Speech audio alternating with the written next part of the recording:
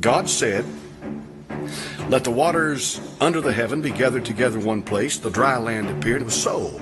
And God called the dry land what? Earth. Earth. Earth. Now go to verse 14. God said, let there be lights in the firmament of the heaven, divide the day from the night. Let them be for signs, seasons, for days and years. And let them be for lights in the firmament of the heaven to give light to the earth. And it was so, and God made two great lights. All right, what are these lights? The what? Sun and the moon. Did you just read in your Bible that the earth is older than the sun? Yes, you did. Yes, you did. You just read in your Bible that the earth was here before the sun. Right? You certainly did. Now, that's a big deal. Now, here's what you get into. There's two big words I'm going to throw out here to you. That's what I'm getting to you. And I want you to think about it. Geocentric and heliocentric. So what does that mean? It's just a big word. You pay for the education, let the folks know you've been to school. Here's what it means.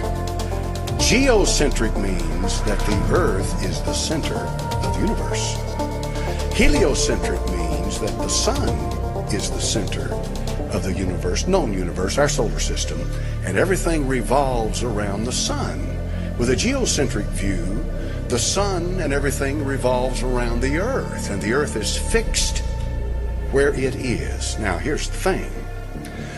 My little excursion into this has revealed that most of the people that believe in a geocentric view of the earth also believe that the earth is flat.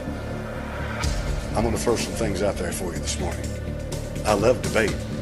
If what you believe is real, and you really believe it, and you have a foundation for that belief, you should be able to defend it.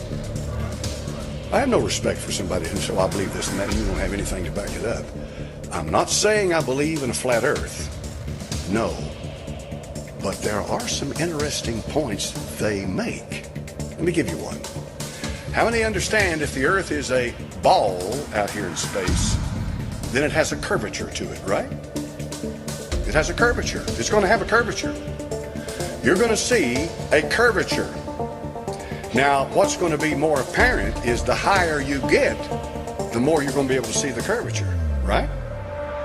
In other words, you have to get to a point in space where you're able to look down on the earth and see the curvature of the earth.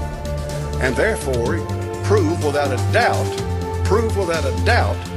that the earth is round. Now, this gets into the scientific geology or geography or whatever they are, who measure things like this. But did you know that in Lake Michigan, Chicago, Illinois sits on the western bank of Lake Michigan? How many of y'all know that? Chicago, Illinois, it's a good-sized town.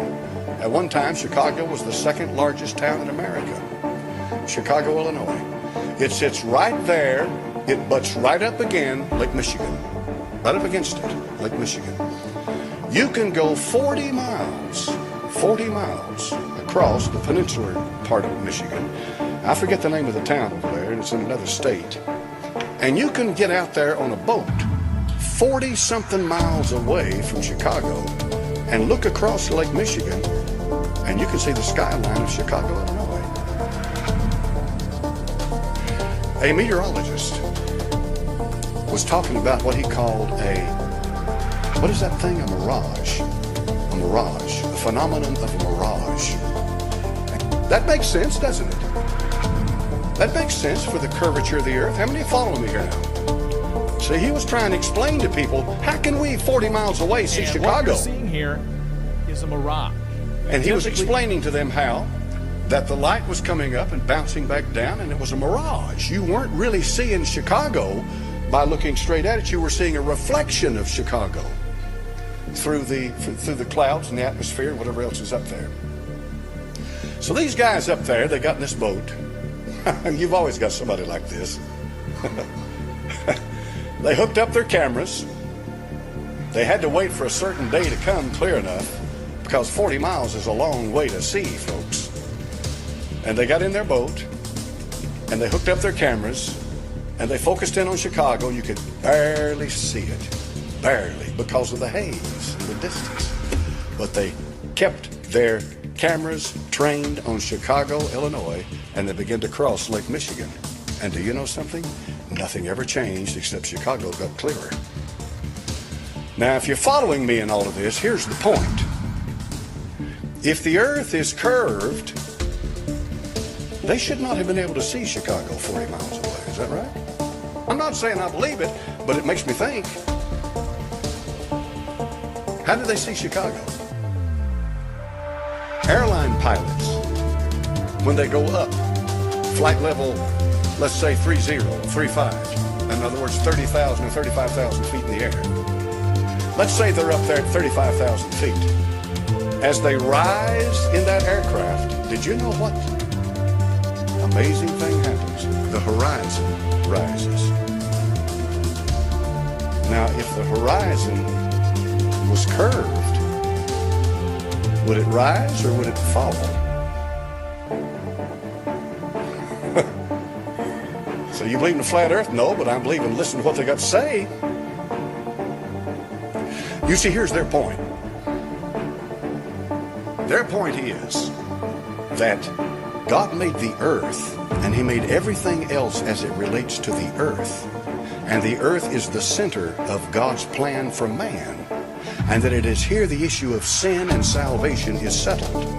And that because of that, the earth is primary and is of primary importance in God's creation. In plain words, you're not going to find anything out there that is nearly as important as what you've got going on here. Now, as far as that's concerned, I go with them 100%. I'm going to read a little more about the flat earth.